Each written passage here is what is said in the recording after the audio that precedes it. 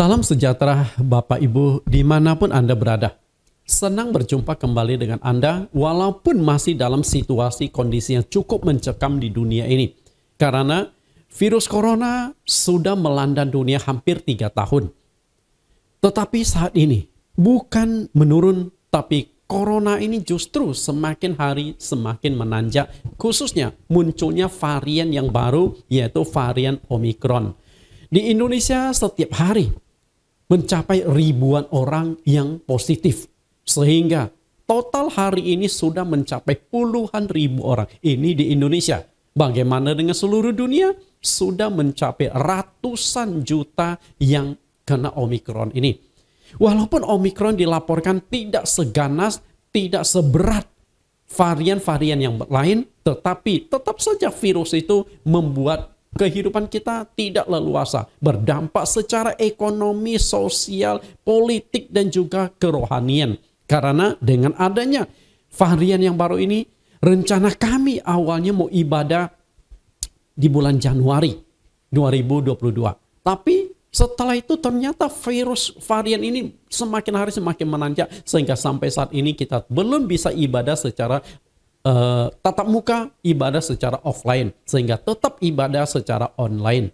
Inilah situasi kondisi yang kita hadapi. Oke, kita akan mulai ibadah ini. Kita akan mendengarkan pujian penyembahan yang akan dibawakan oleh pencipta lagunya sendiri, yaitu Bapak Pendeta Jonathan Prawira.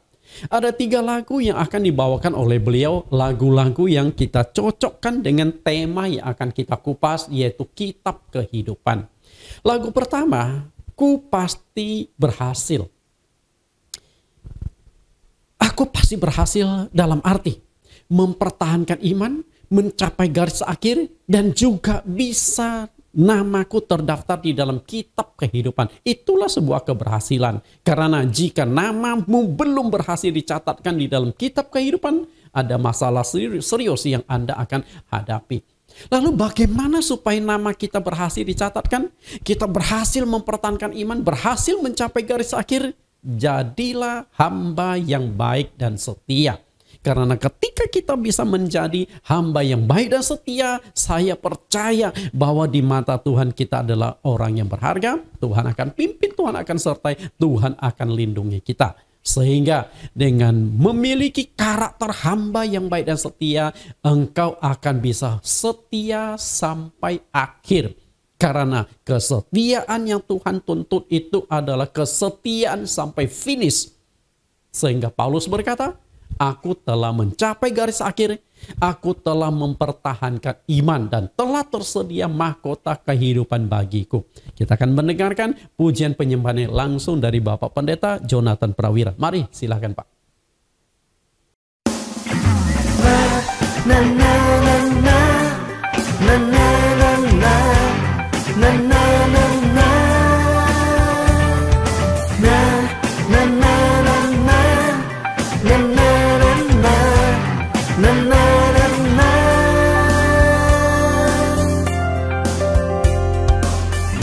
Besar persoalan di hadapanku, lebih besar Kau Tuhan yang menyertaiku. Banyak kesukaran harus ku tempuh, lebih banyak mujizat Kau berbuat bagiku. Selama ku tiada menyerah, tetap semangat berusaha. Janji-Mu ku percaya, ku pasti berhasil akhirnya. Na na na na na na na na na na. Besar persoalan di hadapanku, lebih besar Kau Tuhan yang menyertaiku. kesukaran harus ku tempuh, lebih banyak mujizat kau berbuat bagiku. Selama ku tiada menyerah, tetap semangat berusaha. Janjimu ku percaya, ku pasti berhasil akhirnya. Selama ku tiada menyerah, tetap semangat berusaha. Janjimu ku percaya, ku pasti berhasil akhirnya.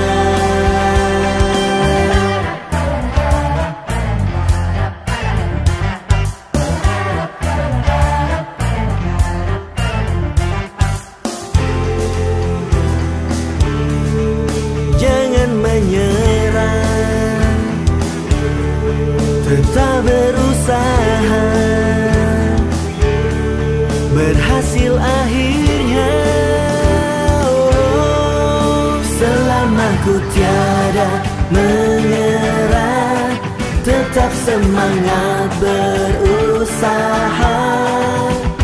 Janjimu ku percaya, ku pasti berhasil akhirnya. Selama ku tiada menyerah, tetap semangat berusaha. Janjimu ku percaya, ku pasti berhasil akhirnya. Janjimu ku percaya, ku pasti berhasil akhirnya. Na na na na, na na na na.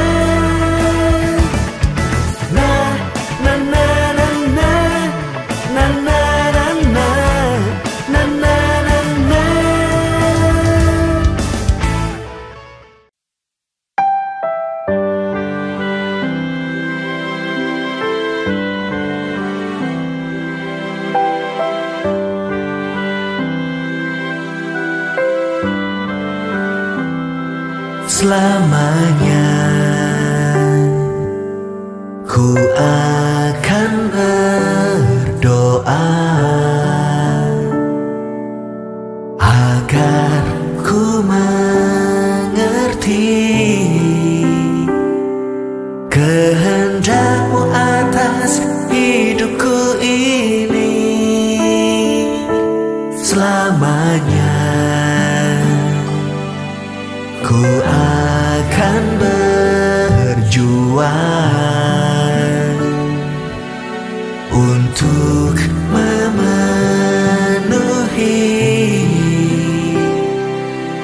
panggilan yang telah Engkau beri. Sampai kau mendapati ku hamba yang baik dan setia, layak menerima mahkota-Mu sampai selamanya.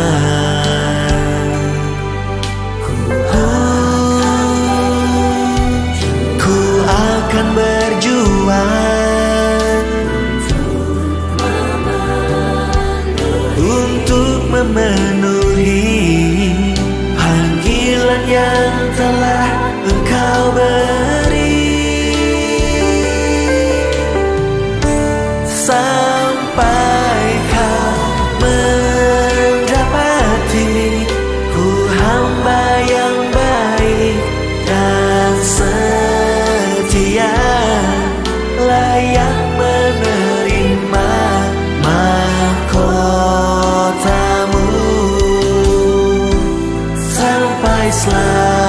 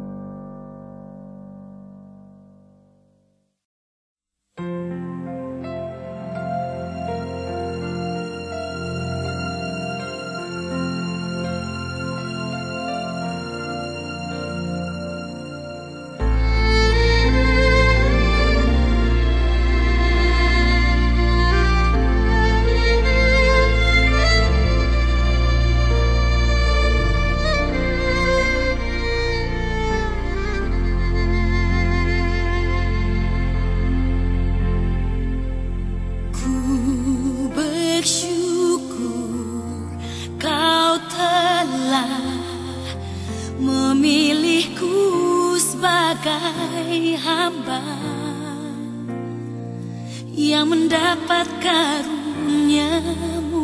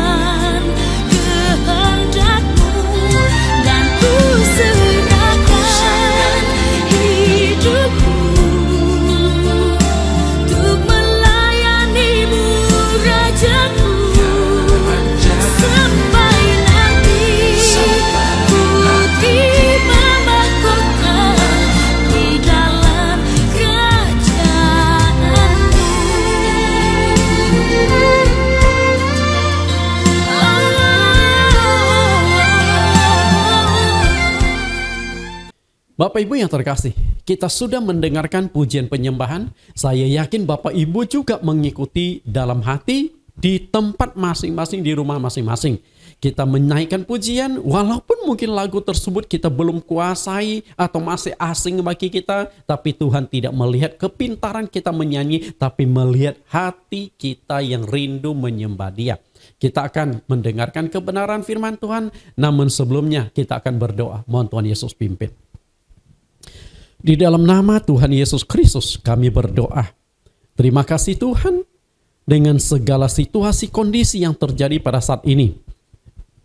Varian baru COVID-19 yaitu Omikron bukan hanya melanda Indonesia tapi melanda seluruh dunia.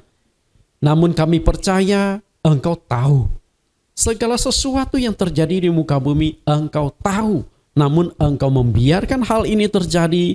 Tentu Engkau punya rencana, Engkau punya kehendak, dan kami sebagai makhluk ciptaan-Mu hanya tunduk pada kehendak Engkau.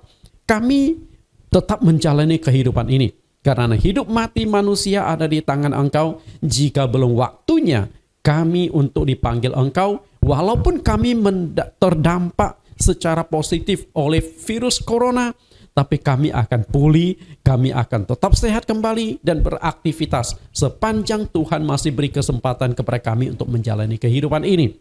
Hari ini kembali kami melanjutkan pembahasan kami tentang kitab kehidupan. Mohon Tuhan Yesus pimpin kami, sertai kami, sehingga rahasia kebenaran firman-Mu, rahasia kerajaan sorga dibukakan bagi kami, agar iman kami bertumbuh, khususnya di masa-masa sulit, di masa virus corona ini. Terima kasih Tuhan, pimpin kami dari awal hingga akhir. Di dalam nama Yesus Kristus kami telah berdoa. Amin. Bapak Ibu, hari ini yang akan kita kupas adalah lanjutan minggu yang lalu di sesi yang ke-6. Jadi beberapa waktu yang lalu saya sudah katakan, awalnya tuh saya hanya siapkan beberapa sesi. Tapi setelah saya gali kitab kehidupan itu, ternyata banyak rahasia-rahasia, banyak kebenaran-kebenaran yang Tuhan munculkan. Sehingga tanpa disadari, semakin saya gali, akhirnya muncul sampai 8 sesi. Dan ini adalah sesi yang ke-6. Dan sesi ke-6 itu adalah lanjutan minggu yang lalu. Bagaimana namamu tercatat dalam kitab kehidupan. Oke. Seperti biasa, sebelum saya kupas isi dari setiap judulnya, saya akan mengulang kembali resume secara ringkas pelajaran yang sudah lalu.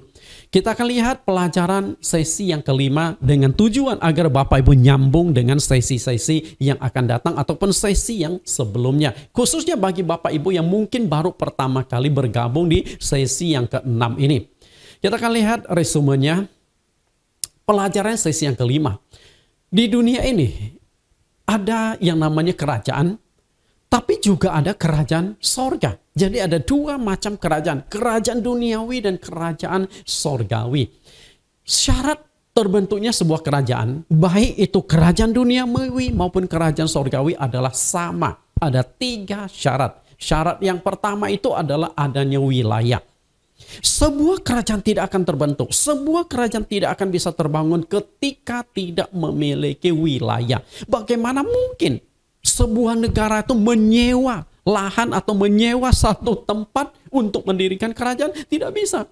Kalau bisnis mungkin bisa sewa tempat, karena itu skala kecil. Kalau berbicara negara ini, berbicara rakyat yang banyak, dengan sendirinya tidak bisa menyewa. Sampai hari ini di Timur Tengah antara Palestina sama Israel. Israel sudah lama merdeka, tapi sampai hari ini Palestina berusaha mendapatkan kemerdekaan. Kenapa demikian? Karena sengketa wilayah. Itu yang terjadi. Nah, ada wilayah, kemudian ada rakyat. Jika ada wilayah tanpa rakyat, itu hanya lahan kosong. Itu hanya hutan belantara. Karena itu sebuah negara baru bisa terbentuk jika ada wilayah juga ada rakyat. Lalu syarat yang ketiga adalah ada pemerintahan. Ketika wilayah ada, rakyat ada, tanpa pemerintahan, Anda bisa bayangkan seperti apa? Pasti itu akan terjadi hukum rimba, terjadi kekerasan, terjadi kekacauan, dan terjadi berbagai macam kejahatan-kejahatan, terutama korupsi. Indonesia termasuk negara yang sudah baik, sudah tertib dan hukumnya juga sudah lumayan tegas, tetapi korupsi tetap saja merajalela yang berdampak sangat parah terhadap perekonomian di Indonesia. Nah, ini adalah wilayah, ini adalah 3 syarat terbentuknya kerajaan dunia. Lalu bagaimana dengan kerajaan sorga? Sama. Kerajaan sorga pun sama harus memiliki ada 3 syarat ini. Ada wilayah. Di Yohanes 14 ayat yang kedua sampai ayat ketiga, Yesus berkata, aku pergi ke sana menyediakan tempat bagimu. Itu wilayah kerajaan sorga. Di mana wilayahnya? Sebelum kita meninggal, mungkin kita tidak akan sampai ke sana. Lalu yang kedua adalah rakyat. Rakyat dari pemerintah, rakyat dari kerajaan sorga itu siapa? Saya, Anda, semua orang yang percaya kepada Tuhan Yesus akan menjadi rakyat kerajaan Allah. Tentu untuk bisa menjadi rakyat kerajaan Allah harus memenuhi persyaratan. Lalu ada pemerintahan kerajaan Allah, di mana Allah sendiri, Yesus Kristus sendiri akan duduk sebagai pimpinan tertinggi. Ada rasul-rasul, ada penatua-penatua. Nah, Bapak Ibu, untuk bisa menjadi rakyat kerajaan Allah, itu yang paling penting. Bagaimana supaya kita bisa menjadi rakyat kerajaan sorga? Yang paling pertama itu adalah harus mendapatkan status kewarganegaraan sorgawi. Anda tidak akan mungkin bisa menjadi penghuni kerajaan sorga jika engkau belum menjadi warga negara kerajaan sorgawi. Kita lihat yang dikatakan oleh Rasul Paulus, Filipi 3:20. Karena kewargaan kita adalah di dalam sorga. Dan dari situ juga kita menantikan Tuhan Yesus Kristus sebagai juru selamat.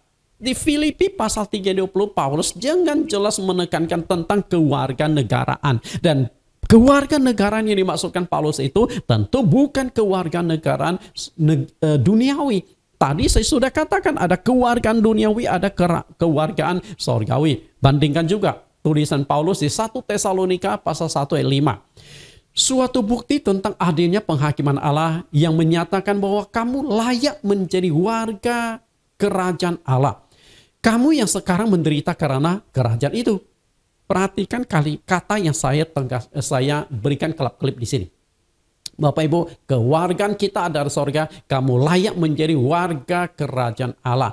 Jadi Paulus menekankan tentang sebuah status legal, status resmi tentang kewarganegaraan. Di dunia pun sama. Ketika engkau tidak tercantum sebagai warga negara di sebuah negara, maka engkau menjadi penduduk ilegal.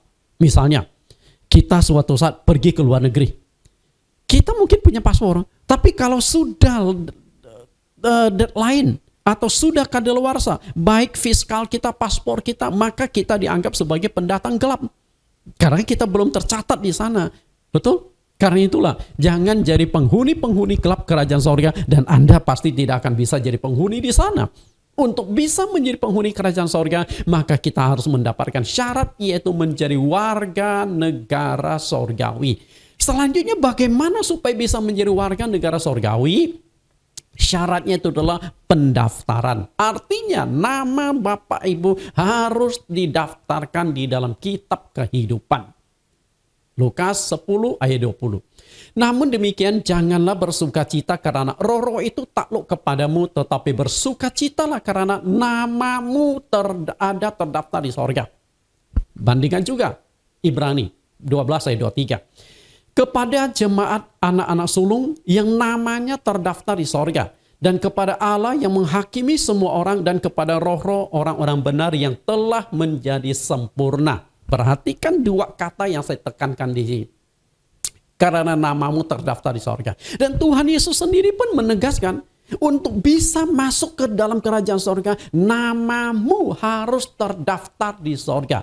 Dan ketika didaftar, berarti dicatatkan di dalam kitab kehidupan. Sama juga penulis kitab Ibrani juga mengatakan hal yang sama. Namamu terdaftar di sorga. Jadi dimulai dari pendaftaran.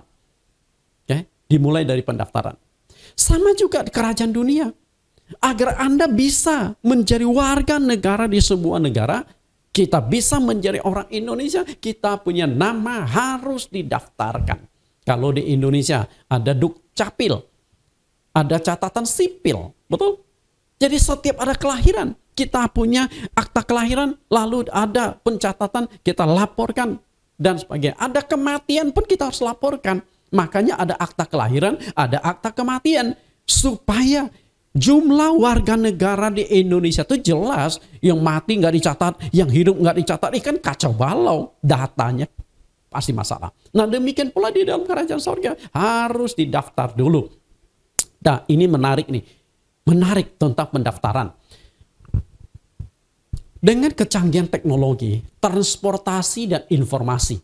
Melakukan pendaftaran di berbagai organisasi, instansi pendidikan, kesehatan dan lain-lain tentu tidak masalah. Khususnya ketika virus corona menyerang di muka bumi ini, yang namanya pendaftaran secara online itu sudah menjadi sesuatu yang memang harus kita lakukan. Kita mau berobat ke rumah sakit atau mau swab dulu, kita daftar dulu. Pakai apa? Pakai online. Jadi begitu di HP kita daftarkan nama kita, sudah link, nama Anda sudah tercatat di rumah sakit ABCD, supaya engkau bisa swab di sana. Jadi ketika engkau datang, engkau sudah tidak perlu pendaftaran lagi. Nah ini kecanggihan teknologi manusia. Beda dengan dulu. Untuk kita bisa daftar berobat ke rumah sakit, kita daftar dulu. Tapi sekarang banyak kemajuan-kemajuan karena teknologi manusia. Tapi ini di dunia. Tapi bagaimana dengan di sorga? Kan Tuhan Yesus berkata, namamu harus terdaftar. Oke? Dengan teknologi apa? Dengan kecanggihan seperti apa? Jalur media apa? Sehingga namamu bisa terdaftar di sorga. Bagaimana tuh? Handphone apa yang harus kita pakai? Merek apa? Produk apa? Supaya nama kita bisa tercatat di sorga. Dan apakah di sorga sudah ada online dengan HP Anda? Nah, itu masalah, betul. Tapi ketika Alkitab mengatakan, ketika Tuhan Yesus mengatakan namamu terdaftar di sorga, berarti Tuhan pasti memberikan cara untuk mendaftarkan nama kita di sorga, tercatat di dalam kitab kehidupan. Kalau tidak, kan jadi aneh. Okay? Nah, masalahnya adalah apakah kita sudah menemukan cara, sudah menemukan jalur untuk mendaftarkan nama kita? Pada pertemuan yang lalu, saya sudah kupas bahwa Tuhan Yesus 2000 tahun yang lampau telah mendirikan gereja. Sudah mendirikan gereja. Nah, kita akan lihat kembali. Karena nanti gereja inilah yang punya peran penting di dalam mendaftarkan nama Anda. Agar nama Anda tercatat di sorga, Anda harus cari dan masuk ke gereja yang didirikan oleh Tuhan Yesus. Sekali lagi saya ulangi.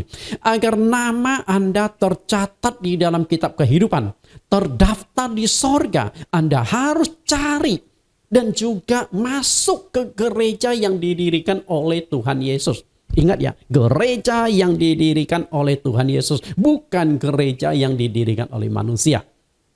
Lihat kembali bagaimana ciri khas gereja yang didirikan oleh Tuhan Yesus. Matius 16 ayat yang ke-18. Kita lihat Injil Matius 16 ayat yang ke-18. Walaupun di dunia ini terdapat begitu banyak gereja, namun tidak semua gereja itu didirikan oleh Tuhan. Gereja yang didirikan Tuhan Yesus memiliki dua otoritas seperti yang ditegaskan Tuhan Yesus di dalam Injil Matius 16 ayat 18 sampai 19. Kita lihat ayatnya. Inilah otoritas gereja yang didirikan Tuhan. Matius 16 ayat 18-19. Ayat 18, dan aku pun berkata kepadamu, engkau adalah Petrus, dan di atas batu karang ini aku akan mendirikan jemaatku, dan alam maut tidak akan menguasainya. 19, kepadamu akan kuberikan kunci kerajaan sorga. Apa yang kau ikat di dunia ini akan terikat di sorga, dan apa yang kau lepas di dunia ini akan terlepas di sorga. Bapak Ibu tangkap nggak makna di sini? Dan dari sini kita bisa melihat ada dua otoritas gereja yang didirikan oleh Tuhan Yesus. Dua otoritas dari gereja milik Tuhan Yesus. Nah, dari dua otoritas inilah kita bisa mendalami. Nanti akan terkoneksi link bagaimana namaku tercatat di dalam kitab kehidupan. Kita lihat otoritas pertama adalah alam maut tidak akan menguasainya.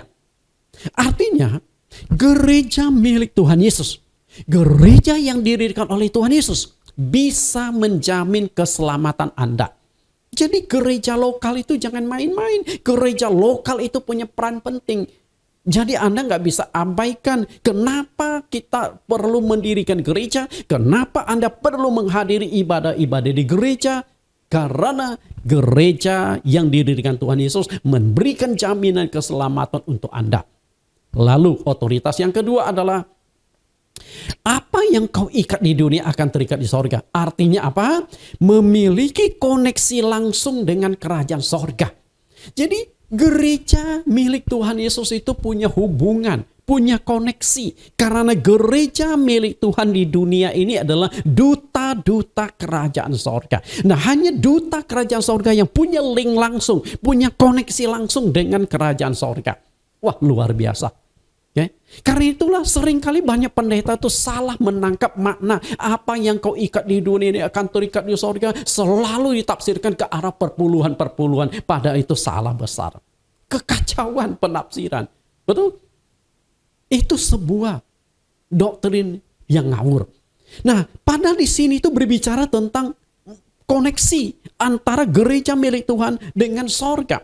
Sehingga ketika punya koneksi antara gereja dunia dengan kerajaan sorga dengan sendirinya melalui gereja ini, maka namamu akan terdaftar di sorga.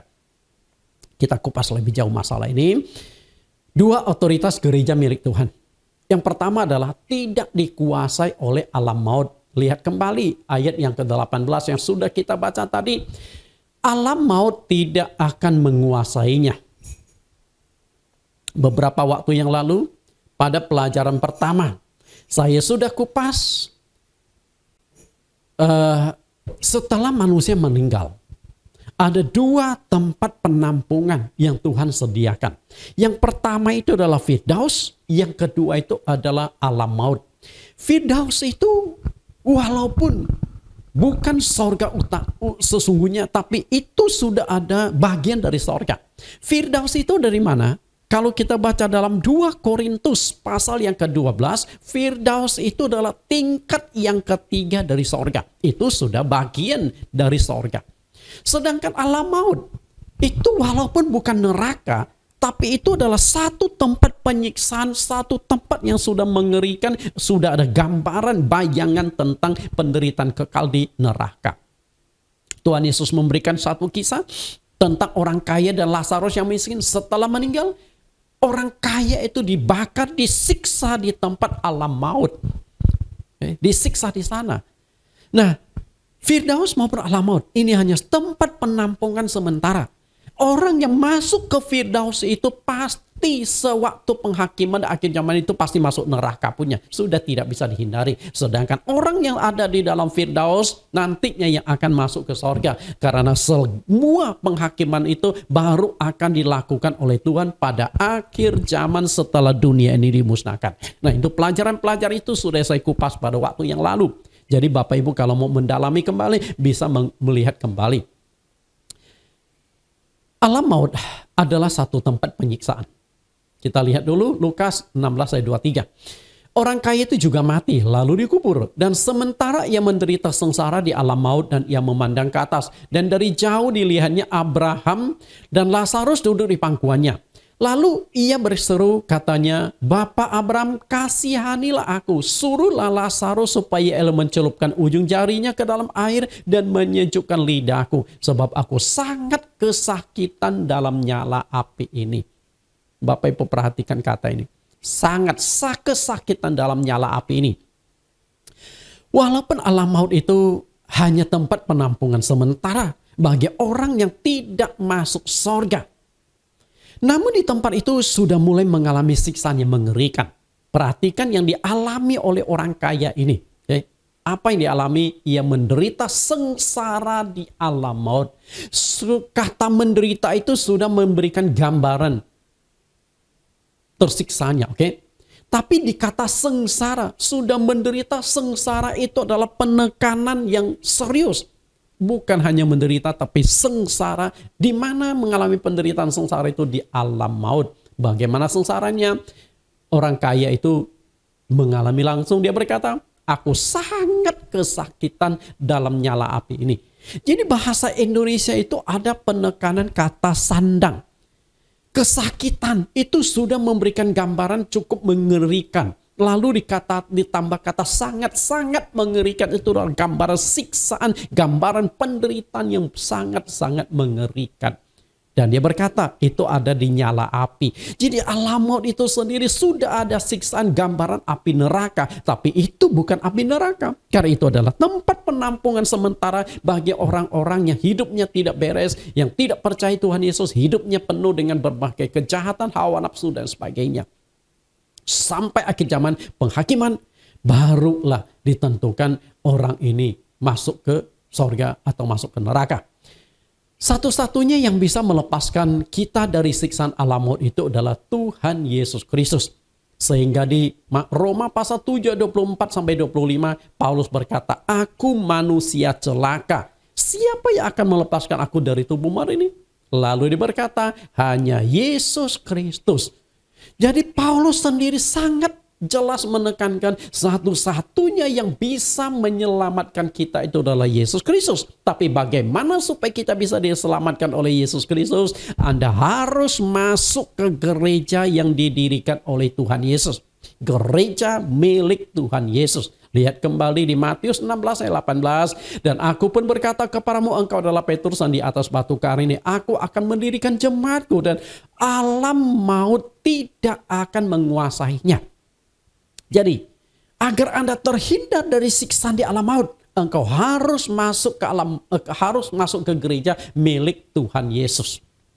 Apalagi di dalam Alkitab mengatakan gereja adalah tubuh Tuhan. Artinya, ketika kau masuk ke dalam tubuh Tuhan, maka engkau akan terhindar dari alam maut. Engkau akan dilindungi, engkau akan diproteksi, engkau akan diselamatkan. Jadi betapa pentingnya gereja lokal itu. Jadi betapa pentingnya Anda menemukan dan mengenal gereja milik Tuhan. Lalu otoritas yang kedua. Memiliki koneksi langsung dengan sorga. Lihat ayat 19. Kepadamu akan kuberikan kunci kerajaan sorga. Apa yang kau ikat di dunia ini akan terikat di sorga. Dan apa yang kau lepas di dunia ini akan terlepas di sorga. Nangkap tidak maksud di dalam ayat ini? Perhatikan kata, ku berikan kepadamu kunci kerajaan sorga.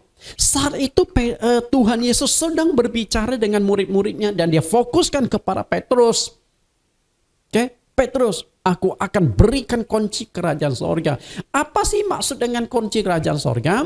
Diberikan kunci kerajaan sorga itu artinya diberikan otoritas atas sorga. Sama seperti kita punya sebuah rumah. Ketika kita serahkan kunci ke rumah kita kepada seseorang, maka kita berikan kepercayaan kepada orang itu, kita berikan otoritas kepada orang itu, kita berikan hak kepada orang itu. Kuasai rumah ini, Anda bebas masuk ke rumah ini, betul? Karena itu jika ada orang masuk tidak lewat membuka kunci, mendobrak pintu, itu pasti maling. Betul nggak? Karena itulah ini otoritas. Sama halnya ketika Bapak Ibu yang saya kasih, jadi ketika Tuhan sudah memberikan otoritas kepada gereja, maka gereja akan memiliki hak istimewa. Tentu tidak semua gereja yang akan mendapatkan hak istimewa itu, tapi harus gereja milik Tuhan.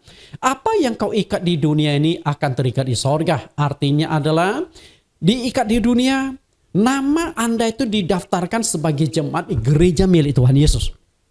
Secara otomatis nama Anda akan terdaftar, nama Anda akan terikat di sorga dan tercatat di dalam kitab kehidupan.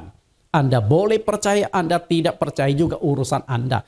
Karena saya sudah jelaskan rahasia kebenaran firman Tuhan. Jadi jangan main-main dengan gereja lokal. Kalau gereja itu adalah milik Tuhan Yesus, maka gereja lokal itu punya koneksi langsung dengan sorga. Dalam dunia rohani Anda tidak bisa melihat, betul? Anda mau percaya apa enggak? Nah, kalau Anda tidak percaya, sama juga Anda tidak percaya perkataan dari Tuhan Yesus. Karena Tuhan Yesus sendiri yang berkata kok, apa yang kau ikat di dunia ini akan terikat di sorga. Artinya punya hubungan langsung, punya link. Jadi ibaratnya itu, kalau kita telepon, begitu kita tekan nomor ini akan terkoneksi langsung ke nomor yang kita tuju. Kita bisa bicara dengan orang ini. Baik di antar kota, di dalam antar daerah, di satu negara, antar luar negeri. Misalnya ketika Presiden Jokowi menekan nomor telepon dari Presiden Amerika, Joe Biden, otomatis akan terkoneksi link. Maka Presiden Jokowi bisa bicara dengan Presiden Amerika Serikat. Walaupun dipisahkan oleh jarak lautan benua yang begitu jauh. Tapi sudah terlink. Dan apakah kita bisa melihat link yang terkoneksi? Tidak bisa, betul? Dan itu terkoneksi hanya lewat satelit, jaringan udara. Nah, kalau di teknologi manusia pun bisa seperti itu. Presiden Jokowi tidak sambung kabel dari handphonenya, sambung sampai handphonenya Joe Biden. Enggak terkoneksi, tapi melalui satelit. Akhirnya mereka berdua antar kepala negara bisa bicara. Kita nggak melihat jaringan udara itu koneksinya seperti apa, betul? Nah, itu adalah gambaran gereja milik Tuhan. Ketika namamu terdaftar di dalam gereja milik Tuhan, maka otomatis akan terdaftar di kitab kehidupan milik kerajaan Allah. Dengan catatan gereja milik Tuhan. Saya harus katakan gereja milik Tuhan. Karena tidak semua gereja itu adalah milik Tuhan. Itu masalahnya. Hanya gereja milik Tuhan yang bisa mendaftarkan nama kita. Lihat Ibrani 12 ayat 22-23. Perhatikan ciri khas gereja milik Tuhan. Tetapi kamu sudah datang ke Bukit Sion, ke kota Allah yang hidup, Yerusalem sorgawi, dan kepada beribu-ribu malaikat suatu kumpulan yang meriah. Dan kepada jemaat anak-anak sulung yang namanya terdaftar di sorga. Dan kepada Allah yang menghakimi semua orang, dan kepada roh-roh orang yang benar yang telah menjadi sempurna. Bapak Ibu perhatikan di sini, di ayat 22 itu berbicara tentang kerajaan sorga. Di sini menyinggung tentang beribu-ribu malaikat, kumpulan yang meriah. Di mana malaikat itu berada? Pasti ada di sorga. Oke? Lalu ayat yang ke-23, jemaat anak-anak sulung.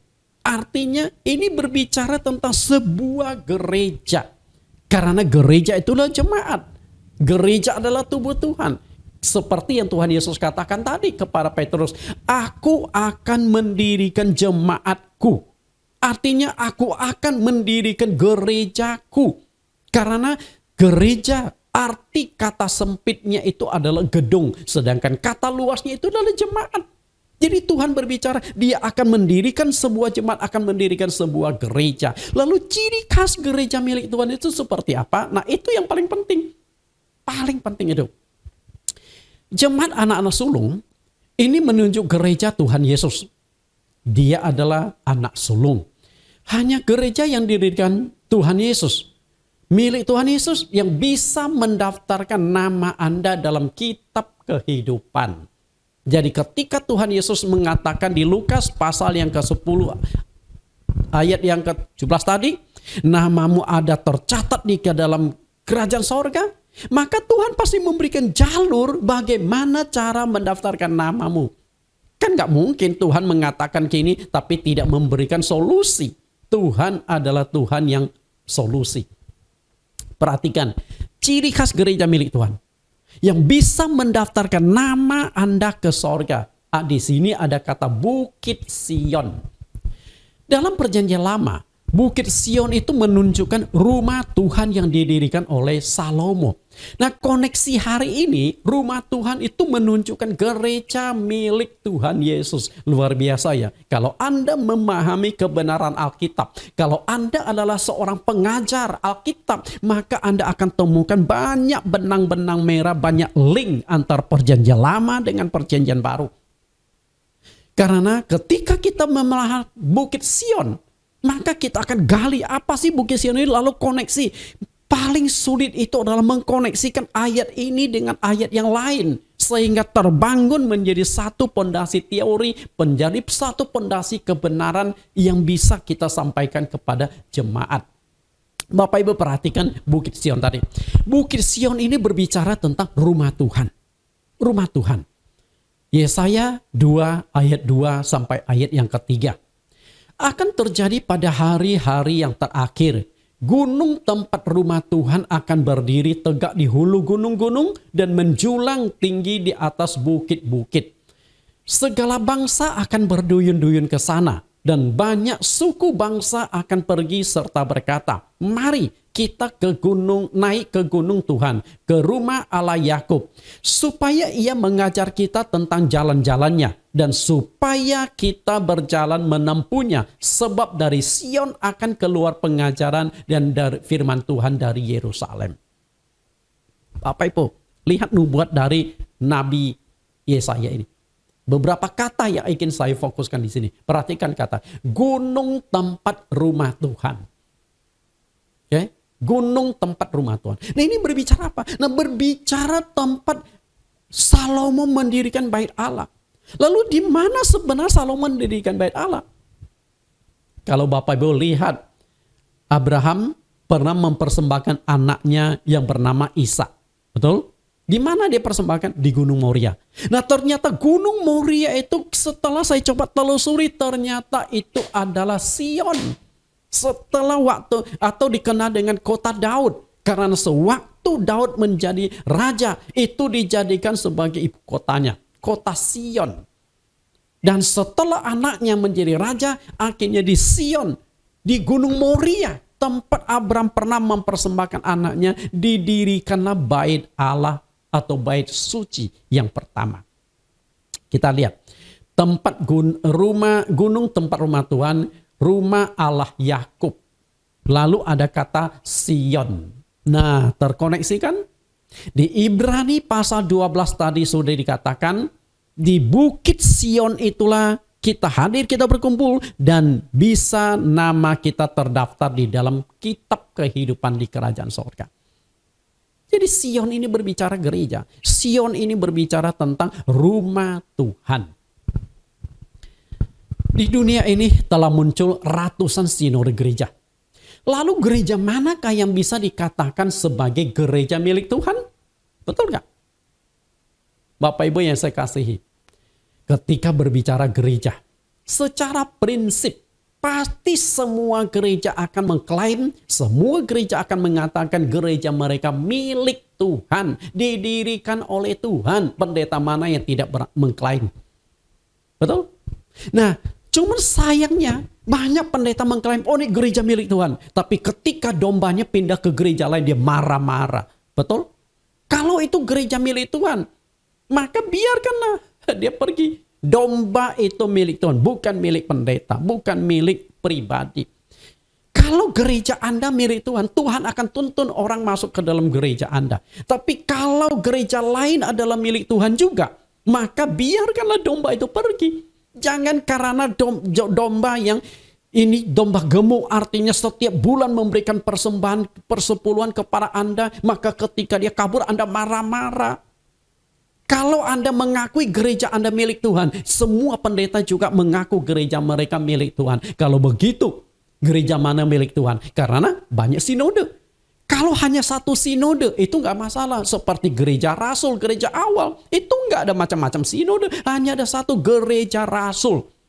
Kalau yang namanya Filipi, gereja Korintus, gereja Roma, gereja Galatia, itu hanya gereja lokal. Tapi induknya di bawah satu payung organisasi, gereja rasul. Itulah gereja yang didirikan oleh Tuhan. Sekarang kita sudah terpecah-pecah. Organisasinya sudah beda-beda. Masihkah bisa dikatakan satu tubuh? Kalau satu tubuh sudah saling menyerang, itu bukan satu tubuh lagi. Walaupun untuk menghibur diri supaya kelihatan damai, kita berkata satu tubuh. Sebenarnya sudah tidak satu tubuh. Ketika jemaat pindah, pendetanya marah-marah. Pendeta saling menyerang, betul? Itulah yang terjadi. Gereja jemaat adalah tubuh Tuhan. Kita lihat dulu Efesus 1:23. Jemaat adalah tubuhnya, yaitu kepenuhan dia yang memenuhi semua dan segala sesuatu. Jemaat yang adalah tubuhnya. Perhatikan kata ini. Jemaat itulah gereja. Gereja itu adalah tubuh Tuhan. Nah, jika gereja adalah tubuh Tuhan itu hanya ada satu. Betul nggak? Kecuali di dalam 2 Korintus pasal yang ke-11 ayat yang ke-4. Ada Yesus yang lain. Nah, kalau ada Yesus yang lain, itu hasil manipulasi iblis, penyesatan iblis. Berarti ada gereja lain. Gereja yang bukan tubuh Tuhan. Betul nggak? Tubuh Tuhan itu hanya ada satu. Karena itu tidak mungkin di dunia ini ada 2 gereja yang sama-sama diakui Tuhan sebagai gerejanya. Oke? Yang sama-sama ada kebenaran. Tidak mungkin. Karena itu, jika di dunia ini ada 2 denominasi yang mengaku gereja milik Tuhan dan mengaku ada kebenaran, maka hanya ada 3 kemungkinan yang terjadi. Perhatikan Bapak Ibu. Jadi jika Bapak Ibu dengar gereja satu ini mengatakan milik Tuhan, gereja yang satu mengatakan gereja milik Tuhan, gereja yang lain mengatakan gereja mereka itu milik Tuhan, maka hanya ada 3 kemungkinan yang terjadi. Karena jika semuanya mengaku milik Tuhan, tapi ajarannya berbeda, organisasinya berbeda, tidak mungkin. Maka kemungkinan yang ketiga ini adalah, kita lihat, ada gereja A, gereja B. Dari begitu banyaknya sinode, saya hanya ambil 2 contoh saja. Gereja A, gereja B, atau sinode A dan sinode B yang sama-sama mengaku gereja milik Tuhan dan ada kebenaran. Maka ada 3 kemungkinan yang terjadi. Kemungkinan yang pertama adalah gereja A benar, gereja B salah. Atau sinode A benar, sinode B salah. Sinode A milik Tuhan, sinode B bukan milik Tuhan. Itu kemungkinan pertama. Karena ajaran berbeda, organisasi berbeda. Dan itu bukan satu tubuh. Lalu kemungkinan yang ketiga adalah gereja atau sinode A salah, sinode B yang benar. Jadi ketika engkau mengaku gereja milik Tuhan, saya juga mengaku gereja milik Tuhan. Maka hanya 2 kemungkinan. Kalau bukan gereja Anda yang benar-benar milik Tuhan, maka gereja sayalah yang milik Tuhan. Betul nggak? Atau dibalik. Karena gereja saya dengan gereja Anda itu berbeda. Wahai Bapak Ibu pendeta yang ada di sini, itu masalahnya. Jadi Anda tidak bisa berkata, oh nggak usah diributkan, semuanya adalah tubuh Tuhan. Ada yang jadi kaki, ada yang jadi tangan dan sebagainya. Itu satu tubuh. Bisa bekerja sama. Tapi ini kan sudah beda Bapak Ibu. Lalu kemungkinan yang ketiga itu adalah kemungkinan yang paling buruk. Anda tahu paling buruk itu apa? Dua-duanya salah. Oke, dua-duanya salah. Gerejamu salah, gereja saya juga salah. Bisa saja terjadi. Karena itu, jika ada 2 sinode gereja sama-sama mengklaim didirikan oleh Tuhan, milik Tuhan Yesus, maka 3 kemungkinan itu yang berlaku. Mana kemungkinan itu? Anda renungkan sendiri. Tapi saya akan memberikan ciri khas gereja milik Tuhan nantinya. Jadi Bapak Ibu, banyak sekali umat Kristen, bahkan pendeta-pendeta tidak tahu sesungguhnya ada 2 macam gereja di dunia ini. Kedua macam gereja itu fakta dan nyata. Kita lihat kedua macam gereja itu. Gereja pertama adalah gereja yang didirikan oleh Tuhan Yesus. Artinya melalui kuasa Roh Kudus Tuhan mendirikan gereja itu. Dan gereja yang kedua adalah gereja yang didirikan oleh manusia. Apakah manusia punya kemampuan mendirikan gereja? Punya. Untuk bisa mendirikan sebuah gereja hanya butuh 2 modal. Yang pertama adalah duit, yang kedua adalah koneksi. Duit adalah untuk mendirikan gedung, koneksi adalah untuk mendapatkan perizinan gedung gereja. Dan ini gedung fisik. Lalu bagaimana dengan jemaat? Ketika sebuah gedung gereja berdiri, pasti mudah untuk mendatangkan jemaat kalau menggunakan cara-cara duniawi. Tiap minggu Anda undang saja artis-artis. Orang kan tidak tahu background kehidupan artis seperti apa. Nah, setiap acara artis yang Anda lakukan, banyak orang yang kepingin ketemu artis-artis public figure, betul? Nah, atau Anda ubah. Setiap ibadah ada door prize. Tiap minggu sebuah sepeda motor dijadikan door prize. Percayalah gereja Anda akan penuh. Karena orang ingin dapatkan sepeda motor. Siapa tahu minggu ini dapat giliran gua puluhan juta, betul? Lalu setiap akhir bulan dinaikkan bukan motor tapi mobil. Jadi sebulan sekali mobil muncul sebagai door prize. Percayalah gereja demikian pasti penuh. Tapi itu cara duniawi. Apakah mereka cari Tuhan atau cari motor atau cari mobil? Itu urusan yang kedua. Intinya adalah manusia bisa mendirikan gereja. Manusia bisa mengumpulkan jemaat. Tapi apakah itu jemaat Tuhan? Itu yang menjadi persoalan. Bapak Ibu, nah gereja yang didirikan oleh Tuhan, doktrinnya itu pasti doktrin Alkitabiah. Sedangkan gereja yang didirikan oleh Tuhan itu adalah doktrin buatan sinode. Kenapa gereja itu punya ajaran berbeda-beda? Karena mereka memegang doktrin sinode, bukan doktrin Alkitab. Karena jika semua sinode gereja doktrin sudah sesuai Alkitab, ajarannya kan pasti nggak mungkin berbeda-beda. Betul nggak? Ketika ajaran itu berbeda, yang satu begini, yang satu begitu, yang satu baptis begini, yang satu baptis begitu, artinya ajaran itu doktrin sinode, bukan doktrin Alkitab. Karena jika sama-sama sudah sesuai Alkitab, warna doktrinnya pasti sama. Karena Alkitab nggak mungkin multi kebenaran atau 2 kebenaran. Nah, adanya 2 macam gereja, itu gereja yang didirikan oleh Tuhan dan gereja yang didirikan oleh manusia, juga diungkapkan oleh penulis Ibrani. Dari tadi Ibrani sudah membahas tentang Bukit Sion, gereja yang bisa mendaftarkan nama Anda di sorga. Dan kembali lagi di ayat lain, di pasal lain, penulis Ibrani mengungkapkan tentang adanya dua macam gereja. Lihat Ibrani 8 ayat 1-2. Inti segala yang kita bicarakan ialah kita mempunyai imam besar yang demikian, yang duduk di sebelah kanan tata yang maha besar di sorga, dan yang melayani ibadah di tempat kudus, yaitu di dalam kemah sejati yang didirikan oleh Tuhan dan bukan oleh manusia. Bapak Ibu perhatikan kata ini. Ibadah di tempat kudus, yaitu kemah sejati. Ini pasti berbicara gereja. Ini pasti berbicara tentang jemaat. Betul nggak? Nah, ketika berbicara tentang ibadah di tempat kudus, ibadah di gereja, lalu ada dua kekuatan yang bisa mendirikan gereja. Kekuatan yang pertama itu adalah didirikan oleh Tuhan. Artinya, gereja yang didirikan oleh Tuhan Yesus, ajarannya pasti sesuai dengan firman Tuhan. Karena antara firman dengan Tuhan itu tidak bisa dipisahkan. Itu satu kesatuan. Makanya di Yohanes 1 ayat 1 Yesus berkata, pada mulanya adalah firman, firman itu bersama-sama dengan Allah dan firman itu adalah Allah. Ketika gereja itu didirikan oleh Allah, didirikan oleh Tuhan Yesus, pasti ajarannya itu sesuai dengan firman Tuhan. Tapi ketika gereja itu bukan didirikan oleh Tuhan, pasti tidak sesuai dengan ajarannya, sesuai dengan firman Tuhan.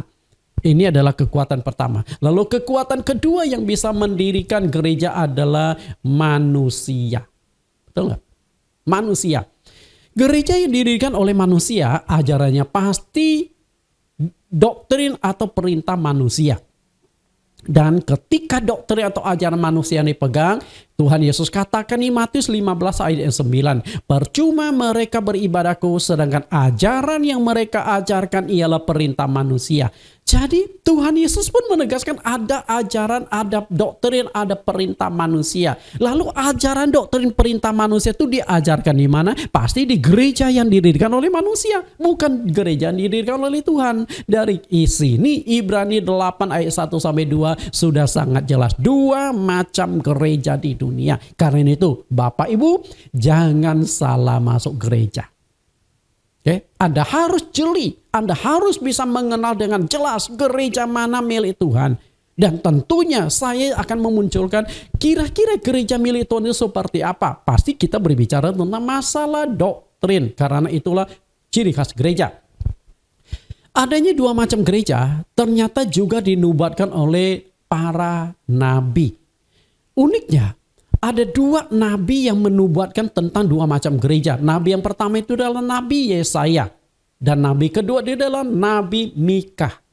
Unik ya. Dan uniknya lagi adalah apa yang dinubuatkan oleh kedua nabi, isinya persis sama. Nah, apakah Nabi Yesaya yang mengcopy Mika atau Mika yang mengcopy Yesaya? Karena isi kalimatnya itu sama.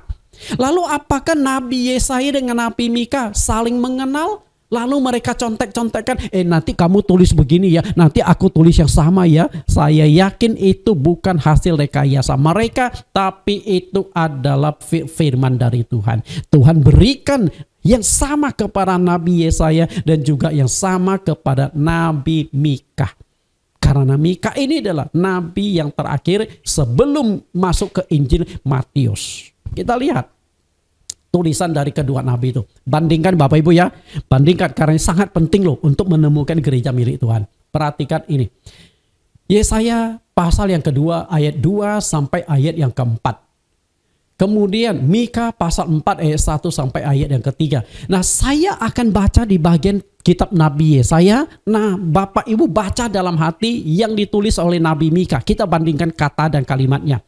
Yesaya pasal, ingat ya, Bapak Ibu baca yang Nabi Mika ya. Saya akan baca Nabi Yesaya. Coba bandingkan. Jadi Bapak Ibu nggak usah lihat di bagian Nabi Yesaya. Bapak Ibu dengarkan dan saya bacakan. Nubuat yang disampaikan melalui Nabi Yesaya. Yesaya pasal 2 ayat yang kedua.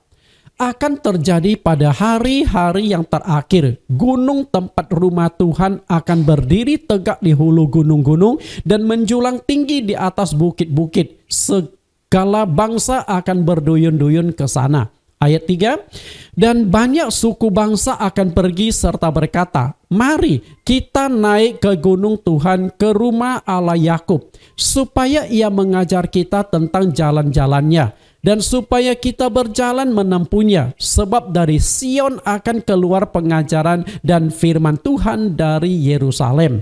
Ayat 4, ia akan menjadi hakim antara bangsa-bangsa dan akan menjadi wasit bagi banyak suku bangsa. Maka mereka akan menempa pedang-pedangnya menjadi mata bajak dan tombak-tombaknya menjadi pisau pemangkas. Bangsa tidak akan ada lagi mengangkat pedang terhadap bangsa dan mereka tidak akan lagi belajar perang.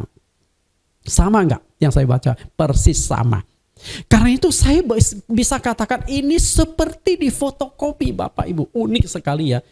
Kalau sampai 2 kali melalui 2 orang nabi disampaikan nubuat ini pasti hal yang sangat penting. Karena ini mengenal tentang gereja milik Tuhan. Saya akan kupas dari kitab Yesaya yang saya baca. Tapi yang Bapak Ibu baca di Nabi Mika. Tapi isinya sama Bapak Ibu. Kita kupas. Gunung tempat rumah Tuhan. Oke. Gunung tempat rumah Tuhan. Dan ada kata Sion. Jadi gunung tempat rumah Tuhan itu adalah Sion. Yang menurut penulis Ibrani, namamu di sana akan tercatat di sorga nantinya. Kita lihat apa ini. Ibrani 12 ayat 22 sampai 23. Nah, ayat Ibrani ini sudah saya baca. Jadi saya tidak baca ulang supaya tidak buang waktu. Perhatikan kata ini. Bukit Sion. Ya, Bukit Sion. Jadi gunung tempat rumah Tuhan atau Bukit Sion atau Sion, lalu di sanalah namamu akan terdaftar di sorga. Wah, unik sekali Bapak Ibu. Ini rahasia yang kita temukan, yang dibukakan bagi Anda. Jadi di gereja milik Tuhan, namamu baru bisa terdaftar di sorga. Sehingga yang Tuhan Yesus katakan kepada Petrus, kau berikan kunci kerajaan sorga. Apa yang kau ikat di dunia akan terikat di sorga. Dan apa yang kau lepas di dunia ini akan terlepas di sorga. Itulah gereja milik Tuhan yang punya otoritas. Betul? Lalu Anda mungkin bertanya, gerejanya seperti apa Pak? Ciri khasnya seperti apa? Nah, saya akan berikan ciri khas gereja milik Tuhan. Perhatikan kembali Yesaya pasal 2 ayat 2. Dan ayat yang ketiga. Kita lihat. Perhatikan beberapa kata penting ini. Kata yang pertama adalah akan terjadi pada hari-hari yang terakhir. Ini adalah nubuat. Munculnya gereja atau banyak sinode gereja yang berbeda-beda ajaran. Ini terjadi pada hari-hari terakhir. Artinya nanti waktu Yesaya menubuatkan itu belum terjadi. Nah, kapan terjadi? Ya sekarang ini. Begitu banyak sinode-sinode yang bermunculan di muka bumi telah menggenapi apa yang tertulis di Nabi Yesaya ini. Gunung tempat rumah Tuhan. Gunung tempat rumah Tuhan adalah gereja milik Tuhan. Perhatikan kata gunung itu bersifat tunggal. Artinya gereja milik Tuhan itu di dunia hanya ada satu. Bisa tangkap? Saya katakan lagi, gereja milik Tuhan itu hanya ada satu. Satu yang maksudkan saya itu bukan hanya satu gereja lokal, bukan. Artinya hanya ada satu wadah, satu organisasi, itu gereja milik Tuhan. Pasti semua organisasi, semua sinode pasti berkata, oh sinode kami, sinode kami. Tunggu dulu Bapak Ibu. Kita lihat lagi. Ada kata gunung-gunung. Nah, gunung-gunung ini bersifat jamak, menunjukkan berbagai macam sinode-sinode yang ada di muka bumi. Itu gunung-gunung. Jadi ada 2 macam gereja. Gunung dan gunung-gunung. Namanya gunung kan sama. Yang namanya gunung itu kan ada menjulang, oke?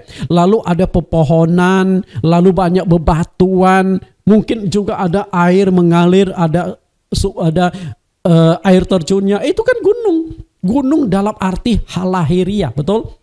Dan ini gunung, maka sulit dibedakan. Mana gunung milik Tuhan, mana gunung duniawi. Kalau Anda tidak bisa bedakan, Anda akan salah mendaki gunung, salah naik gunung. Lalu ada kata satu lagi adalah bukit-bukit.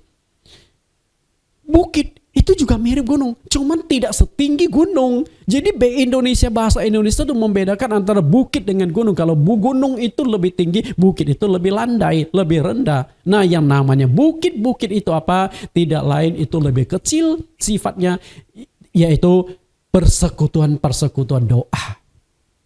Jadi banyak sekali persekutuan doa di dunia. Dan biasanya persekutuan doa atau komsel-komsel itu adalah cikal bakal berdirinya sebuah gereja. Betul nggak Bapak Ibu? Terutama pendeta-pendeta praktek. Mungkin Anda saat ini sedang berada di bukit-bukit. Anda sedang merintis gereja lokal. Dan kalau bukit berkembang akan menjadi gunung, maka masuklah gunung-gunung. Belum tentu gunung rumah Tuhan. Jadi ini bahasa teologi yang sulit dimengerti, tapi inilah satu rahasia yang harus saya bukakan bagi Anda untuk menemukan gereja milik Tuhan Yesus.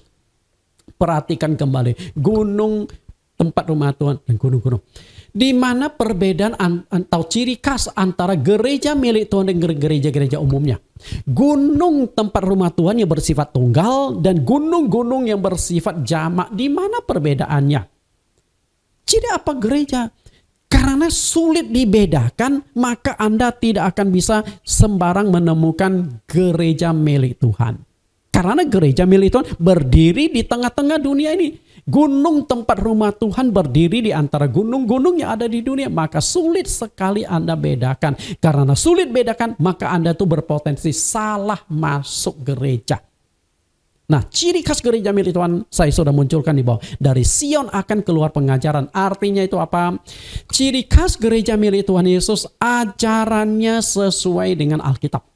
Tadi saya sudah katakan, nggak mungkin kalau gereja itu milik Tuhan, ajarannya tidak sesuai Alkitab. Karena Tuhan dengan firman itu kesatuan yang tidak bisa dipisahkan. Yohanes 1 ayat 1, pada mulanya firman itu bersama-sama dengan Allah dan firman itu adalah Allah. Jadi di mana gereja itu milik Tuhan, maka di sana ajaran Alkitab itu akan diberikan.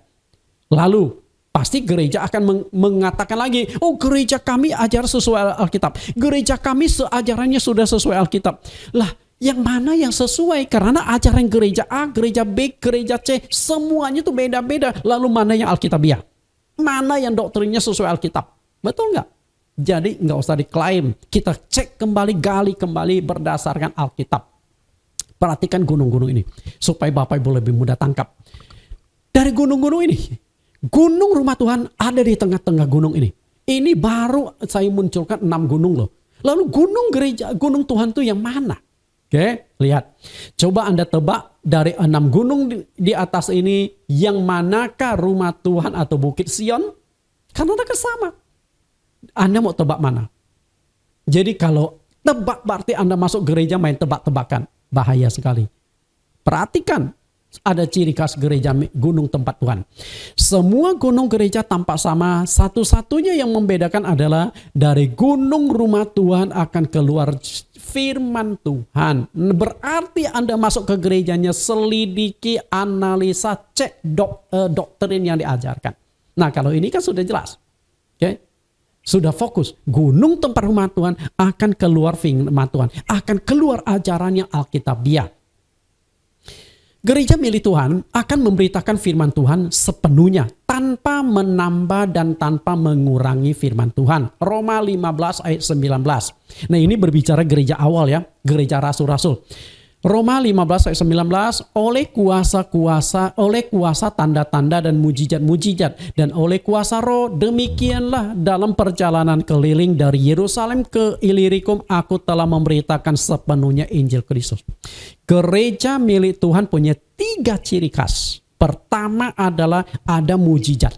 Karena gereja milik Tuhan pasti mujizat terjadi. Tapi gereja yang punya mujizat belum tentu milik Tuhan. Karena banyak juga nabi-nabi palsu yang bisa lakukan mujizat. Iblis bisa lakukan mujizat. Nah, gereja milik Tuhan pasti ada kuasa mujizat. Tapi gereja yang punya kuasa mujizat belum tentu gereja milik Tuhan. Jadi harus bedakan 2 hal ya. Lalu yang kedua, ada kuasa Roh Kudus. Artinya gereja milik Tuhan itu ada kehadiran Roh Kudus di dalam gereja itu. Karena gereja adalah tubuh Tuhan, tubuh tanpa roh adalah mati. Jadi gereja tanpa kehadiran Roh Kudus adalah gereja mati. Gereja yang bersifat organisasi saja. Tidak ada bedanya dengan rumah-rumah ibadat agama lain di mana Roh Kudus tidak hadir. Tapi ada Jumat, ada bangunannya. Jadi gerejanya juga seperti itu. Ada jemaat, ada bangunan, tapi Tuhan tidak hadir di sana. Lalu yang ketiga, memberitakan Injil sepenuhnya. Artinya ajarannya kembali ke Alkitab, ajarannya sesuai Alkitab. Jadi ada 3 ciri khas gereja rasul. Pertama, ada mujizat. Yang kedua, ada penyertaan Roh Kudus. Dan yang ketiga, memberitakan ajaran sepenuh firman Tuhan sepenuhnya. Bapak Ibu, Injil sepenuhnya. Apa yang dimaksudkan Injil sepenuhnya? Firman Tuhan tidak ditambah dan tidak dikurangi. Diajarkan persis seperti yang ada di dalam Alkitab. Itu yang paling penting. Ada 2 macam gereja, perhatikan kembali di sini. Gereja yang didirikan Tuhan dan gereja yang didirikan oleh manusia. Nah, gereja yang didirikan Tuhan punya prinsip yang jelas, tidak akan menambah atau mengurangi firman Tuhan. Jelas ya? Itu gereja milik Tuhan. Tegas. Jadi nggak ada kompromi-kompromi. Nah, sedangkan gereja yang didirikan oleh manusia, tanda plus dan minus itu berubah arahnya menjadi seperti ini. Oke? Menjadi seperti ini. Oke. Nah, ini dia. Gereja yang didirikan oleh Tuhan. Doktrinnya adalah doktrin kompromi. Oh, Anda mau dibaptis percik, oke. Dibaptis Islam juga, oke. Itu gereja milik Tuhan. Tidak ada ketegasan. Oke? Oh, perjamuan kudus mau begini boleh, begitu juga boleh. Jadi banyak gereja-gereja kompromi. Enggak pentingkan doktrin. Gereja milik Tuhan itu pentingkan doktrin. Karena doktrin itu menyelamatkan. Ketika ajaran tidak sesuai dengan Alkitab, engkau tidak akan selamat. Karena peta kerajaan sorga ada di dalam Alkitab. Alkitab ini ibarat zaman sekarang itu adalah Google Map-nya sorga. Ketika engkau keluar dari Alkitab, engkau tidak akan sampai ke sorga. Jadi begitu pentingnya, harus jelas, harus tegas. Kita perhatikan, firman Tuhan itu tidak boleh ditambah dan tidak boleh dikurangi. Perhatikan perintah Tuhan, Ulangan 4 ayat 2. Janganlah kamu menambahi apa yang kuperintahkan kepadamu dan janganlah kamu menguranginya. Dengan demikian kamu berpegang pada perintah Tuhan Allahmu yang kusampaikan kepadamu. Perhatikan kalimat yang saya cetak, kata yang saya cetak garis merah, garis bawah dan dicetak warna merah. Menambahi atau mengurangi, tidak boleh. Lalu kita lihat ayat yang lain, Ulangan 12 ayat 32. Segala yang kuperintahkan kepadamu haruslah kamu lakukan dengan setia. Janganlah engkau menambahinya ataupun menguranginya. Masih banyak ayat-ayat lain di mana firman Tuhan dengan jelas, dengan tegas mengatakan firman Tuhan tidak boleh ditambah, tidak boleh dikurangi. Anda juga bisa membandingkan Amsal pasal 35-6 atau kitab terakhir, pasal terakhir, ayat yang hampir penghabiskan, yaitu Wahyu 22 ayat 18 dan 19. Firman Tuhan tidak boleh ditambah, firman Tuhan tidak boleh dikurangi. Nah, kalau firman Tuhan tidak ditambah dan dikurangi, maka akan muncullah ajaran yang Alkitabiah, ajaran yang sesuai dengan firman Tuhan. Itulah gereja milik Tuhan. Saya akan berikan ciri khas lagi. Salah satu ciri khas utama dari gereja yang didirikan Tuhan Yesus adalah tetap mempertahankan ibadah pada hari Sabat. Oke? Mungkin Anda akan mulai panas ya. Anda mungkin akan mulai menolak dan berontak ya. Tapi saya akan katakan gereja milik Tuhan itu salah satu ciri khas itu di dalam gereja Tuhan atau rumah Tuhan akan memelihara hari Sabat. Kita lihat dasar ayatnya. Yesaya 56 ayat 6 sampai ayat yang ke-7. Tadi kita ambil Yesaya pasal yang kedua. Nah, ini Yesaya pasal yang ke-56. Karena penulisnya sama, pasti berbicara pada jalur yang sama. Yesaya 56 ayat 6. Dan orang-orang asing yang menggabungkan diri kepada Tuhan untuk melayani Dia, untuk mengasihi nama Tuhan dan untuk menjadi hamba-hambanya, semuanya yang memelihara hari Sabat dan yang tidak menajiskannya, dan yang berpegang kepada perjanjianku, maka mereka akan kubawa ke gunungku yang kudus, dan aku akan Kuberikan kesukaan di rumah doaku. Aku akan berkenan kepada korban-korban bakaran dan korban-korban sembelihan mereka dan yang dipersembahkan mereka di atas mezbahku. Sebab rumahku akan disebut rumah doa bagi segala bangsa.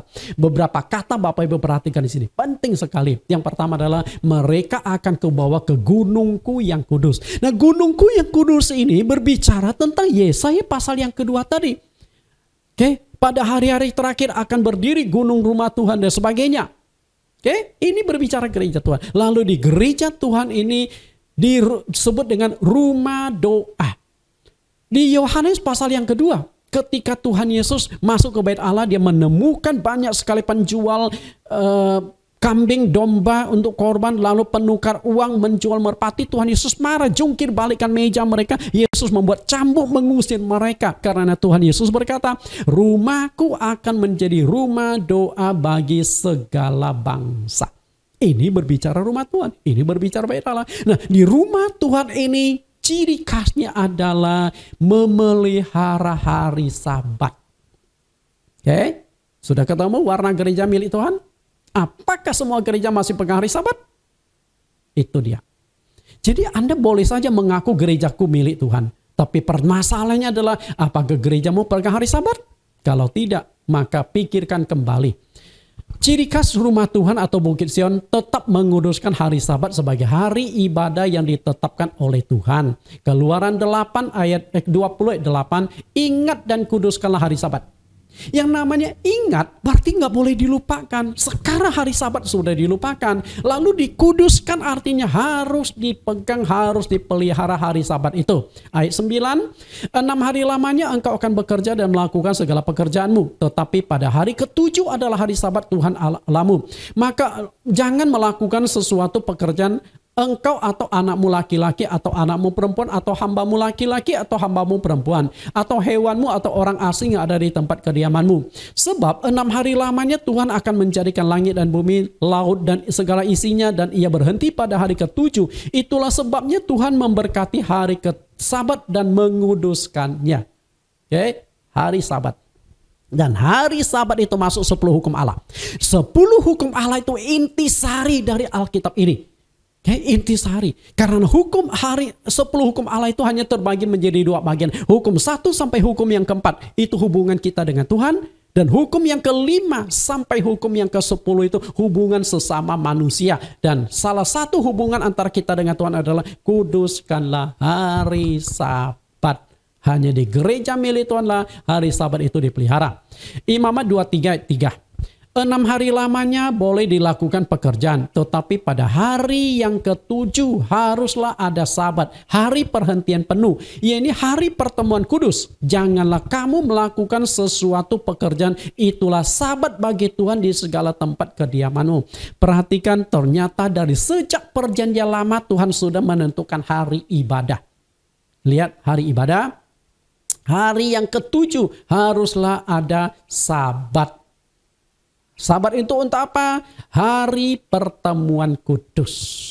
Ternyata dari perjanjian lama sudah ditegaskan hari Sabat itu adalah hari ibadah yang ditetapkan oleh Tuhan. Nah, apakah hari Sabat itu masih dipegang? Hari apakah hari itu?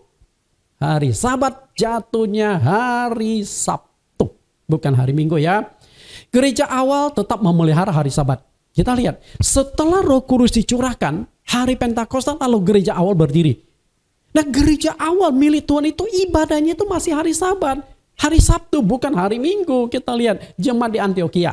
Kemudian ketika Paulus di Filipi. Kemudian ketika Paulus di Tesalonika. Ketika Paulus di Korintus. Dan umat Israel sampai sekarang tetap memelihara hari Sabat di sinagog mereka. Kita nggak bisa lepas dari yang namanya akar. Karena akar itu berasal dari bangsa Israel. Dan hari Sabat itu bukan untuk orang Israel. Hari Sabat itu sudah Tuhan adakan sebelum adanya bangsa Israel. Di Kejadian pasal yang kedua. Oke, Kejadian pasal 2. Ketika Tuhan menciptakan langit bumi, Tuhan berdiri, berhenti pada hari ke-7. Lalu Tuhan menguduskan dan memberkati hari ke-7. Itu saudara gambaran Sabat sebelum adanya bangsa Israel. Dan 10 hukum Allah, apakah hanya ditujukan kepada bangsa Israel? Anda tidak usah memegang hari 10 hukum Allah. Bukankah isi 10 hukum Allah salah satunya perintah menguruskan hari Sabat? Jadi banyak kerancuan-kerancuan tafsiran dari pendeta-pendeta. Dari ciri khas gereja milik Tuhan. Dibangun di bagian awal sudah dijelaskan bahwa gunung tempat rumah Tuhan akan keluar pengajaran. Oke, keluar pengajaran. Perhatikan gambar-gambar animasi ini Bapak Ibu. Keluar firman Tuhan. Nah, gunung tempat rumah Tuhan ini adalah gereja yang didirikan oleh Tuhan Yesus. Yang dilanjutkan oleh murid-muridnya dan memiliki 5 doktrin utama. Ada 5 doktrin utama gereja milik Tuhan. Nah, ini sudah muncul warna gereja milik Tuhan. 5 ajaran pokok Yesus dan para rasul. Yang pertama, melakukan baptisan Alkitabiah. Yang kedua, melakukan perjamuan kudus yang sesuai Alkitab. Yang ketiga, jemaat harus memohon kepenuhan Roh Kudus. Ada penyertaan Roh Kudus. Yang keempat, melakukan pembasuhan kaki. Yang kelima, tetap menguduskan hari Sabat. Jadi, 5 doktrin ini adalah warna gereja yang didirikan oleh Tuhan Yesus. Ini doktrin 5 doktrin itu dijalankan di gereja awal. Dijalankan di gereja awal. Nah, hari ini gereja-gereja mungkin masih melakukan 3 hal. Baptisan masih ada, perjamuan kudus masih ada, nah Roh Kudus masih ada yang tidak. Kita lihat lebih tajam.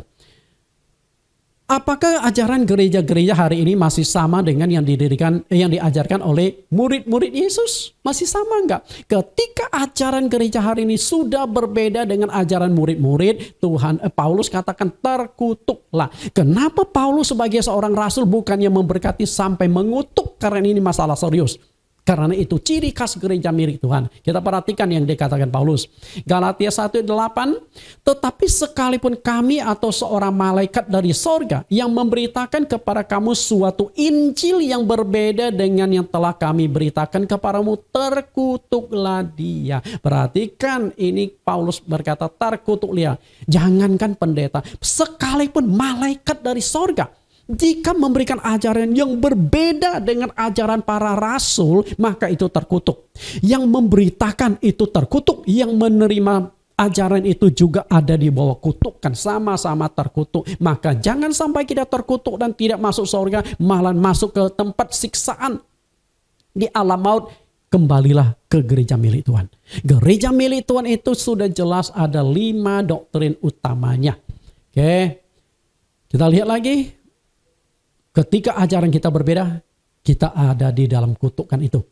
Lihat lagi, untuk mengupas 5 topik ini, pelajaran ini dibutuhkan waktu minimal 45 kali pertemuan.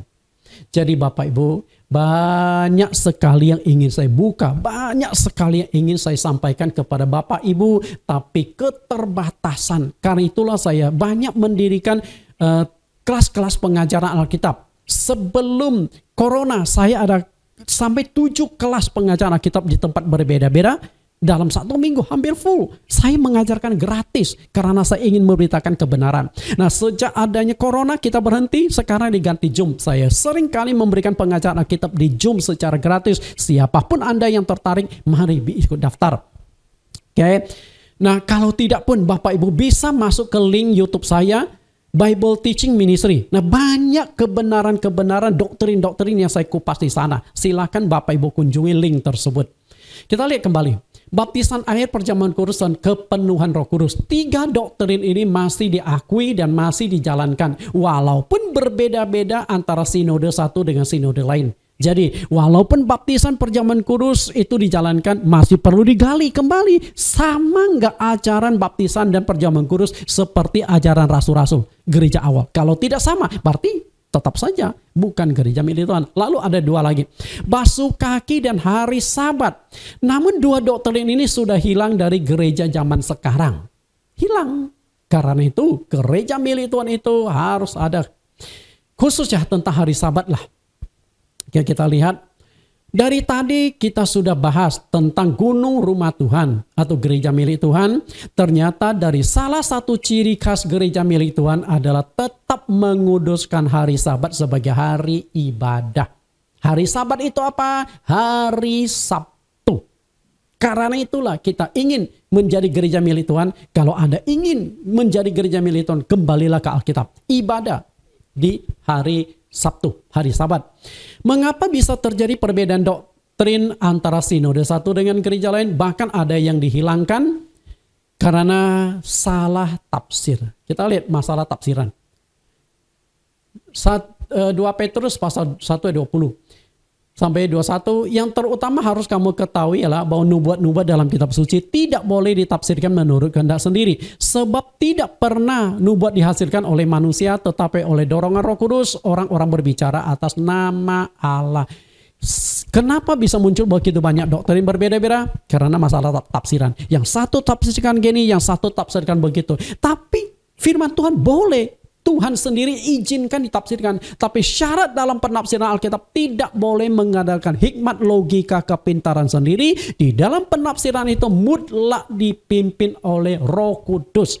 Karena Roh Kudus itu adalah rohnya Tuhan Yesus sendiri. Nah, Roh Kudus inilah akan menuntun kita masuk ke dalam seluruh kebenaran Alkitab. Tuhan Yesus sudah sampaikan ketika masih hidup di dalam dunia, masih banyak hal yang ingin kusampaikan kepadamu, tetapi kamu belum dapat menerima. Tetapi nanti akan datang, yaitu Roh kebenaran. Dia akan menuntun kamu masuk ke dalam seluruh kebenaran. Roh Kudus adalah Roh kebenaran yang akan menuntun kita masuk ke dalam seluruh kebenaran Alkitab. Bapak Ibu yang saya kasih, hari ini kita sudah belajar dan sudah mengupas ciri khas gereja milik Tuhan yang bisa mendaftarkan nama Anda ke sorga. Semoga Anda bisa mengerti dan bisa tangkap. Tuhan Yesus berkati. Kita akan berdoa. Terima kasih Tuhan Yesus. Kami sangat bersyukur bahwa hari ini kami diungkapkan sebuah rahasia besar tentang adanya dua macam gereja di dunia. Gereja yang didirikan oleh Tuhan Yesus dan gereja yang didirikan oleh manusia. Dan kedua macam gereja itu sama-sama ada di dunia, yaitu gunung tempat rumah Tuhan dan gunung-gunung yang lainnya.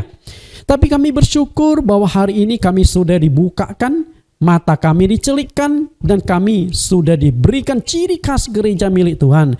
Tidak lain yaitu gereja rasul-rasul.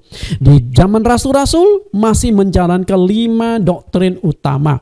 Baptisan air, perjamuan kudus, basuh kaki, Roh Kudus, dan hari Sabat. Itulah gereja milik-Mu ya Tuhan. Dan kami rindu agar gereja kami kembali ke Alkitab. Kami menjalankan sesuai dengan firman-Mu supaya kami diakui kembali menjadi gereja milik Tuhan, Bukit Sion yang bisa mendaftarkan nama kami ke sorga. Terima kasih Tuhan Yesus. Kiranya Tuhan tetap menuntun kami, menyertai kami sampai 8 sesi kami bisa kupas selesai. Dengan demikian lengkaplah kitab kehidupan yang kami pelajari. Demikian doa permohonan kami di dalam nama Tuhan Yesus Kristus. Amin.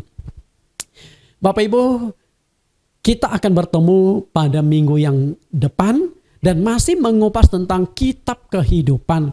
Dan minggu depan ada 2 topik lagi. Topik yang akan saya kupas adalah apakah nama yang sudah tercatat dalam kitab kehidupan masih bisa dihapuskan atau tidak.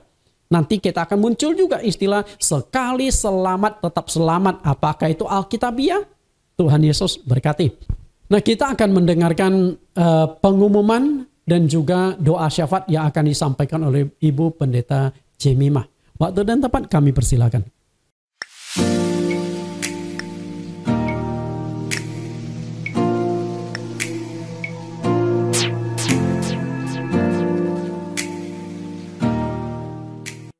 Shalom, Bapak Ibu Saudara sekalian yang dikasihi Tuhan Yesus Kristus, diberkati kebenaran firman Tuhan hari ini.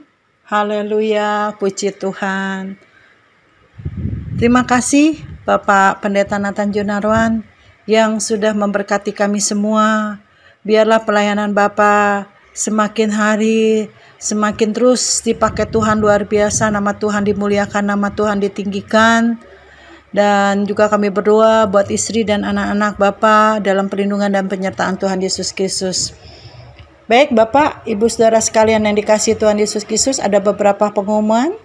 Yang pertama, karena masih tingginya penyebaran COVID-19 varian Omikron, untuk sementara kita masih ibadah online yang diadakan 2 kali setiap minggunya, yaitu yang pertama ibadah via Zoom jam 10 pagi sampai jam 11.30. Kemudian ibadah yang kedua yaitu live streaming jam 4 sore sampai jam 6 sore. Diharapkan seluruh jemaat dan simpatisan GCC dapat beribadah bersama via online. Melalui ibadah live streaming bulan ini sampai bulan Maret, Pendeta Nathan akan mengupas topik yang baru, yakni kitab kehidupan yang terdiri dari 8 sesi atau 8 episode. Pengumuman yang ketiga, pengangkatan dan pentabisan kepengurusan baru angkatan ketiga untuk masa bakti Februari 2022 sampai Desember 2024 terpaksa ditunda untuk sementara waktu mengingat tingginya penyebaran virus Omikron. Mari Bapak Ibu saudara sekalian yang dikasihi Tuhan Yesus Kristus, kita naikkan doa-doa kita satukan hati kita. Tuhan Yesus, kami mau menaikkan pokok-pokok doa kami Tuhan, di mana ada beberapa jemaat yang mengalami kelemahan fisik, yaitu Bapak Bong Jingjung, Papa Pendeta Nathan yang terkena stroke dan dirawat di rumah, Bapak Pendeta Stefanus Abraham yang mengalami ginjal dan stroke, juga Bapak Pendeta Handato yang mengalami gejala stroke ringan di tangan kirinya. Juga Tuhan kami berdoa buat Pendeta Jackson Rusli, yaitu yang mengalami COVID-19 Omicron yang saat ini diisolasi mandiri di rumah dalam tahap pemulihan. Begitu juga Jeremy Christopher yang isolasi mandiri di rumah karena COVID-19 Omicron dalam pemulihan. Juga Jeremy Nathanael yang juga karena COVID-19 Omicron dalam pemulihan. Juga Bapak Pendeta Agus Sudiono, kesehatan keluarga. Tuhan Yesus, hanya tangan kuasa-Mu saja Tuhan yang menjamah melawat mereka, sehingga mereka sembuh, sehingga mereka pulih, karena ada kekuatan yang daripada-Mu Tuhan. Terima kasih Tuhan, terima kasih Yesus. Kami juga berdoa buat penanganan COVID-19 di Indonesia berkaitan dengan merebaknya varian Omicron. Kami juga berdoa Tuhan buat pelaksanaan vaksinasi dan booster di Indonesia biar dapat berlangsung dengan cepat dan tertib. Juga kami berdoa buat keamanan dan kedamaian di negara kami tercinta Indonesia. Tuhan, kami juga berdoa buat para pejabat dari tingkat yang paling bawah yaitu RT sampai yang paling tinggi Presiden. Biarlah mereka punya roh takut akan Engkau, bekerja sesuai dengan kehendak-Mu, sehingga Indonesia bangkit, sehingga Indonesia pulih. Kami menaruhkan damai sejahtera buat bangsa kami. Terima kasih Tuhan, terima kasih Yesus. Sempurnakan doa kami, ampuni kami, biarlah doa-doa kami kembalikan semuanya hanya untuk puji, hormat, kemuliaan. Hanya di dalam nama Tuhan Yesus Kristus. Haleluya. Amin. Baik, untuk doa berkat kami serahkan kepada hambanya Bapak Pendeta Nathan Jurnarwan. Silakan Pak. Terima kasih. Bapak Ibu, kita sudah mendengarkan pengumuman dan juga doa syafaat dari Pendeta Yemimah.